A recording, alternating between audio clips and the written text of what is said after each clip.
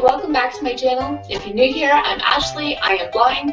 If you want to check out why, you can actually watch a video of how I became blind up here, so you can just click on that. I will also have it in the description below. So I have to apologize for a few things. As many of you know, I am back in Canada, living at home, and I really don't have a spot to film. And right now I have to apologize if it's really loud and echoey because I'm filming in our hall, and I'm also using a ring light today. That's very, very new, so now you get to see all my skin imperfections. Great job. And again, apologies on if you're like, wow, your makeup looks really bad. It is not because I'm blind, actually. I am between an ivory and a porcelain, and you might be wondering, how could you possibly be in between? If I go with one, I look like I've been dead for a week, and if I go with the other, I look like I spent a year in Mexico, and neither of those look very attractive on me. So all my apologies over, let's get to the video. Why I don't look blind. So first of all, there is no specific look for someone who's blind. A lot of people think this because of Hollywood. There's been videos that have been put out there, one that was recreated from a popular book series, another one that was more up to date with today's times, but still very behind in what blindness looks like in a person. And I really wish Hollywood could get on top of this. I kind of wish all of us blind people could go together and just sue Hollywood and be like, you know what? You are portraying us very poorly, and we want some compensation for that. Well, there's two very popular beliefs when it comes to someone who's blind. The first one is their eyes are permanently closed and stay closed and never open. Well, this is very rarely true. That maybe is in less than 1% of people who are blind. The other one is people are expecting a cataract look. They're expecting someone's eyes to look glazed over or like very, very light and whited out. And that is another stigma that, again, is very, very not true. That affects maybe 2% of the blind population. So what about the rest of the blind population? Well, a lot of them, their eyes look just like mine. They're clear, they're open. If you've had sight before you went blind, you're still very responsive with your eyes. For instance, I hear a noise over here.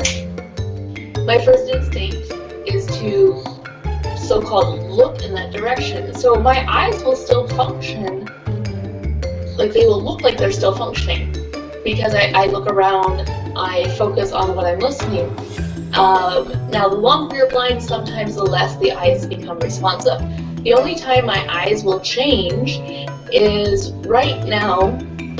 I know that when you don't use the eye muscles as much, eyes do shrink, and I am completely blind in my left eye, but my right eye I can still see light, so I can see that I have my light on. If I was to walk into a very, very bright room, into a pitch black room, I could tell. I've been noticing I've been having some painful spasms in my eyelid in my right eye, so I feel like my right eye is starting to shrink a little bit. I know my left eye has, and that's the only time that those changes will come into play. Now, sometimes when that happens, people's eyelids will start becoming more closed. To counteract that, I'm actually planning on getting they're kind of like sclera shells. So it's kind of like a contact lens, but they're made a little bit more firmer. They have a bit of pressure behind them, so it helps to keep my eyes open, and it also helps to retain or balance the moisture that's supposed to be in my eyes that may not be, because when I have been tested for this, when I blink, my eyes actually don't completely close.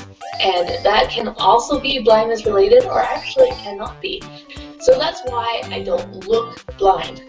My blindness is not because of a harm or injury that has happened to the eyeball or behind the eye. Mine is because the nerves don't work properly behind my eye that connect to my brain. Everyone is unique. Never go into someone else's experience with, oh, well, I know this. Well, you don't live it, so your knowledge is biased because it might be what someone else told you, and people's experiences are 100% individualistic, and each case varies significantly.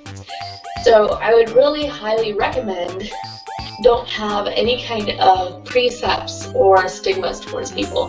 That is the worst thing. Like, we hate that so much when people are like, well, I watched this show, or I had this friend, or yeah, well, I'm not a person, I'm not a TV show, I'm real life, this is my real life experience. And if you're going to approach somebody, you should approach them with the idea that you want to learn. So if you're approaching a blind person because you want to help them, maybe you see them trying to do something and you think you need to help them. By the way, we always appreciate when you kindly respect and ask us if we need help and not just force it on us. You should go to them and say, hey, I noticed, you're trying to open the door, or whatever the case is. Can I help you? And if they say yes, you can say, oh, do I just do, and then you explain what you're doing. Don't just say, oh, do I just do this? We don't see what this is.